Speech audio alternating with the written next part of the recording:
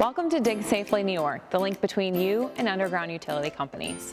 When planning your outdoor project, one of the best things you can do to make sure your location request goes smoothly is to indicate exactly where the work will take place with white spray paint. Utility locators are working off of the written descriptions of your location request, which can get confusing.